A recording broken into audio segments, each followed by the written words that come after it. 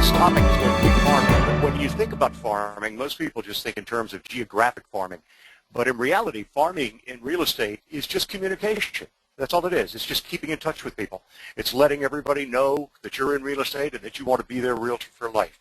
All of the people will basically fall into two different categories. First of all, you have prior clients, and you should contact those at an absolute minimum of 6 times per year.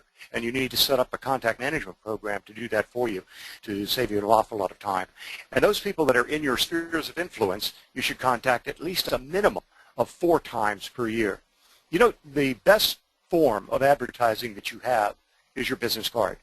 And you should also have your photograph on your business card. And use the same photograph for all marketing pieces that you put out.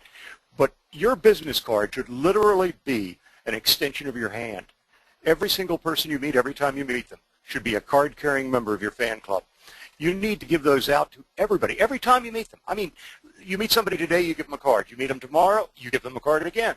Now, you give it to them the third day, they're going to say, wait a minute, you already gave me a card. Ask them, do you have it with you? Their answer, well, no. Well, put this one in your wallet. Now, you see them the 4th day, you say it again. You give them a card. Well, you gave me one yesterday. Pass this along to a friend.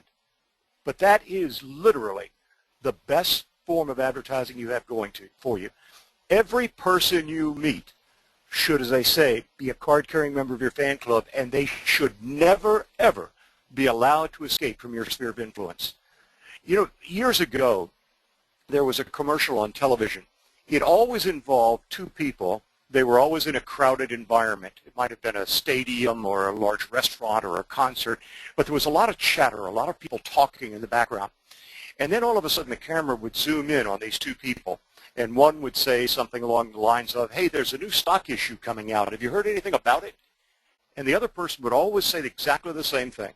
And they would say, well, my broker is, and if you recall, if you're old enough, the name was E.F. Hutton. And then all of a sudden in this restaurant or this concert or whatever, there was dead silence. And everybody leaned in to hear what E.F. Hutton had to say. And the whole concept of that was what you see on the screen right now. When E.F. Hutton talks, people listen. And that is exactly what you want them to be saying about you. I mean, picture this. If you went up to a person in your farm area, you knock on the door, and you hand them your business card. It's the first time you've met them. And you tell them that you're going to be working exclusively in this area, and you just wanted to let them know if they ever have any real estate needs, don't hesitate to give me a call. And you give them your business card. Now, as soon as you leave, in most cases, that business card is going to go right into the trash can. But let's suppose that that evening, they get a friend over, and they're talking, and the friend is saying they're going to be moving, and they're going to need a broker. And they ask, do you know a good broker? Guess who they're going to recommend? I mean, right out of the trash can will come your card for one very simple reason. It's a game that we all play. If I asked you, do you have a dentist? Do you have a doctor? Do you have an attorney? Whatever. If you have one, you'd recommend your own. I mean, the dentist could have butchered you the last time you were there, but you're still going to recommend them because you have more knowledge than I do on that particular subject. It's called one-upmanship. And what you're doing is just putting your name and your face in front of their mind so strongly that you now become their realtor for life. Now, as far as farming is concerned and the actual mechanics of farming, most people think of it in terms of residential or commercial and choosing the two. But in both residential and commercial, there's a niche that you need to find. As an example, and we'll talk extensively on each one of these a little later, but the areas that you might think of in terms of geographic farming, where you have a subdivision or many subdivisions, and we'll talk about the size of those in a little bit. And then you also have, in commercial real estate, a single type of property. And again, we'll talk about that as well. You also have your spheres of influence and past clients. And then finally, you have demographics. And we'll talk about, again, each one of these as we go on. The farming, oh, by the way, I left off one, other real estate professionals. Does that seem like a good farm or a place which you would want to farm? You can't survive in this industry without your peers, without the other real estate professionals that are in it. So yes, you definitely need to farm them. We'll talk about that a little more later. Be prepared financially and psychologically. First of all, you need to create a farming budget. It isn't cheap to farm an area and do it correctly. It's going to take some money to back it. And that marketing money will be well spent because it will produce returns. But the problem that most people have and the challenge they have is that they become disappointed. They become discouraged when nothing happens. Farming is not for immediate business. It's for future business.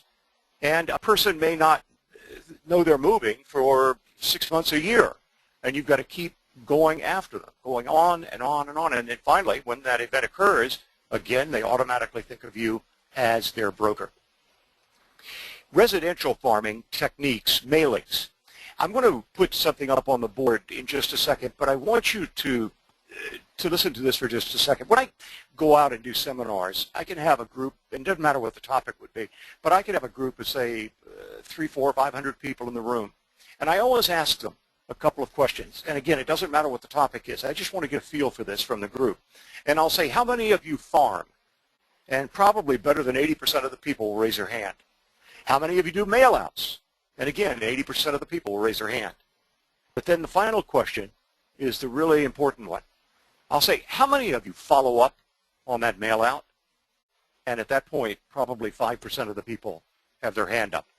And in reality, probably only 1% of the 5 actually do it. So mailings are only as valid as the follow-up, which is going to come after. If you're not following up on a mail-out, you're really wasting your time doing the mail-out and doing a mailing. And then look at this next statement. Do not mail more than you can contact before the mail becomes stale. Could you contact 500 people in one day? Well, the answer is yes, you could. But the question is, do you really want to? I don't. Could you contact 100 people in a day?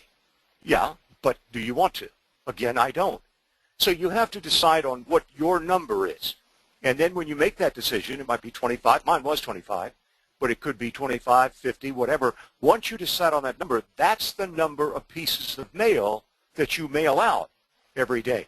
Because if you sent out 500 and then you started to contact them, and you're doing it 25 a day, that's going to take you probably 20 days to do it. By the time you've contacted the 500th person, they don't remember the mail. They don't remember the postcard or the envelope or whatever it was. And so the mail is now stale. So you've got to contact them before that happens. And then one other thing, always mail one extra piece to your home. Mail the same material. If you're putting it into an envelope, make sure you put the same brochures or pamphlets, whatever it might be, in that envelope, because it could go through a different section of the post office if it's a different weight. So always put the same material in there. And then on the outside of the envelope or the postcard, put the date that you mailed it, the one that you're mailing to your house. That tells you when they got theirs. Okay? Now, question, should you use postcards or envelopes? Well, with an envelope, especially if it has the broker's logo on the outside, quite often what will happen is that they just junk it. They don't even open it. But if you use a postcard, not only will the person that's receiving it see it and look at it before they junk it, but also probably 5 or 6 people are going to see that postcard in the process of it arriving at your house. So in most cases, postcards are good. But there is a way that the envelope can be even better, and that is if you use an envelope, not the standard size envelope that would hold an 8.5 by 11 sheet of paper, but a card size envelope, one that you could send a thank you card out to, but it's usually about 3 by 5. Now, if you received one of those cards at home, a 3 by 5 card, and there's no logo of the broker on it, there's no indication that it came from a broker, and it's handwritten on a white envelope, then automatically a person's going to think it's an invitation, and they're more apt to open it. So whenever you're sending out cards like that, or thank you cards, make sure that you do it in the small envelopes, not the large ones, and never put the logo of the broker on. Just handwrite your own return address on there and handwrite their address. Always also, when you're doing thank you cards, make sure that you do put your photograph on the thank you card if you're making them up yourself, and always handwrite them. By the way, if you want to make them up on your computer at home, you can do it by buying hard stock paper, and the weight of the paper that you want to use is 90 weight paper. The normal paper that you will see and that you use on your computer is probably 20 weight, and all that means is a cubic foot of that will weigh 20 pounds, or in the case of the hard stock, it'll weigh 90 pounds. It's a little more expensive, but you can put 2 of those thank you cards on one of those 8.5 by 11 hard stock pages, and then simply cut it down the middle. Again, as I said before, make sure that you put your photograph on there as well. And then finally, manage your time. If your budget allows, try to delegate the sending out of these envelopes and these mail outs by having somebody else addressing them, somebody else distributing them if you're going to be passing them out individually. But that also all depends on your budget, whether or not you can afford to do that. Residential farming techniques continued, following up on mail-outs. Telephone. If you're going to be following up on the telephone, the first thing you need to do is check the National Do Not Call list or registry. You call, or on your computer, go to donotcall.gov. You click on Verify a Registration, and then you can enter in there up to 3 different numbers, and then you enter your email address. And as it says on the website, within 5 minutes, somebody will contact you. You'll get an email telling you not only if the person is or isn't on the Do Not Call list, it'll also tell you that the date and time they actually did register on that. Now, there is one other problem with this. If you look at the Do Not Call website, and let's say you wanted to register your phone number on the website, there is a disclaimer on the website that tells you that it'll be probably 30 days before yours is active. Now, most people aren't even going to see that disclaimer. And so you could call someone, and then in turn, they think they're on the register because they went in and did it 2 weeks ago, but in reality, it hasn't clicked in yet. And all they have to do to start an investigation is, rather than clicking on Verify a Registration, click on Submit a Complaint. And they can put your phone number in and start an investigation. The fine for this is not a slap on the wrist.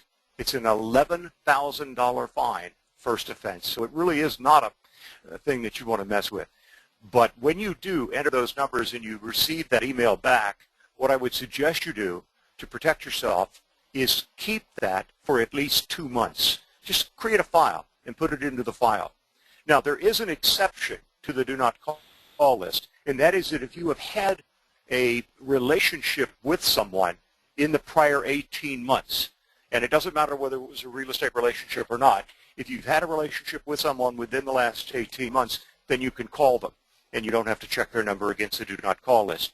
There's also, and some companies will have this, others don't, but with our company we have a telephone hotline system where somebody that drives by the house will see a rider sign to the regular for sale sign. It'll have a phone number on it and then a 5-digit access code number, and somebody can call and find out all the information about the property. But also, if they'd like to have more information that is on the recorded message, then they can hit the star key and it will forward it directly to your house or to your phone number. I would suggest that you put your cell number on, not your home phone. But in any case, if they did that, then by them sending that call to you, they have, in fact, established a relationship. But, and I don't know the logic behind this, but unfortunately, you can only have 9 months to call them if they did contact you that way on a call sheet, but 18 months on any other prior relationship. There are 2 lists that you should develop. First of all, a phone list, and second, a knock list. This is a do not call list. It is not a do not knock list. And so the people that are on the list, don't just discard them. Those are the people that you're actually going to go over and see. And then when you are knocking on doors, one of the things that you always want to do is ask them if you can keep in touch with them in the future as the real estate market changes. Now, if their answer is yes to that, you just established a relationship, and now you can contact them for up to the next 18 months. So make sure that you do that in your farm area. Eventually, in your residential farm area, you'll have all of the people within that farm area.